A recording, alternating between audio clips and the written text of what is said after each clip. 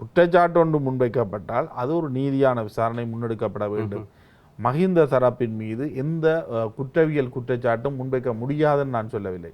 அவர்கள் மீது ஊடகங்கள் சார்ந்த குற்றச்சாட்டுக்கள் இருக்கின்றது, பலருடைய படுகொலை இருக்கின்றது, தமிழ் மக்கள் சார்ந்த இனப்படுகொலை குற்றச்சாட்டை அவர்கள்லாம் எதிர்நோக்குகின்றார்கள். அதில் எனக்கு மாற்று கருத்தில்லை. ஆனால் இந்த உயிர்த்த ஞாயிறு குற்றச்சாட்டை எந்த அடிப்படையில் இவர்கள் முன்வைக்கின்றார்கள்? உண்மையில் ஒரு சுயாதீன விசாரணையை மேற்கொள்ளுகின்றார்களா?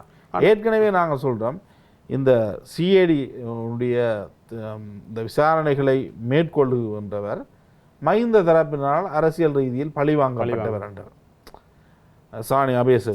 ஆகவே அவருடைய விசாரணை இந்த விடயத்தில் எந்த அளவு தூரம் பொருந்தும்? நீங்க சொல்றபடி பார்த்தா முடிவு எடுத்துட்டு தான் இங்க விசாரணை நடக்குது. அது எல்லாருக்கும் தெரியும். இந்த முடிவுன்றது மக்களாலையும் எதிர்பார்க்கப்பட்ட ஒரு முடிவாகத்தான் மக்கள் விரும்புவதெல்லாம் நல்ல ஒரு விஷயம் இல்லை. ஏன்னா கோட்டபாய ராஜபக்சவை ஜனாதிபதி ஆக்கினாங்க, நாடே திவாலானது. இல்ல, மக்கள் விரும்புவதனால் அது சரியென்று ஆகிவிடும். அந்தந்த நேரத்தை எதிர்பார்ப்பு அப்படியா சூழ்நிலை, உணர்ச்சி நிலைகள், இவ்வளவு பெரிய ஊடக பிரச்சாரங்கள் முன்னெடுக்கப்படுகின்ற பொழுது அதனை மக்கள் நம்புவதற்கான வாய்ப்பு. ஆனால் அந்த நேரத்தில் உள்நாட்டிலையும் சர்வதேசத்திலையும் இங்கே ஒரு குண்டுவெடிப்பு நடைபெறுவதற்கான ஒரு அனுகூலங்கள் யாருக்குமே இல்லையே. சர்வதேசத்தில் கூட ஒரு போர்ச்சூழல் மூன்றிருந்தாலோ அல்லது முஸ்லீம் தரப்புக்கான எதிர்ப்பலைகள் இருந்தது.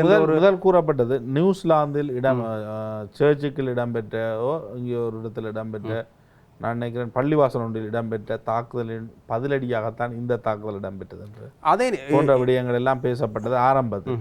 அதன் பின்னர் வெளிநாட்டு உளவுத்துறைகள் எல்லாம் இந்த வழக்கினை விசாரணை செய்தன. அங்கு அதாவது நீங்கள் இப்படி பாருங்க, கோட்டா ஜனாதிபதியாக இருக்க அவங்களோட தரப்பில் அந்த குற்றச்சாட்டே இல்லை. ஆனால் இதே இலங்கையினுடைய விசாரணை செய்கிற பிரிவு எல்லாம் விசாரணையை செய்யுது.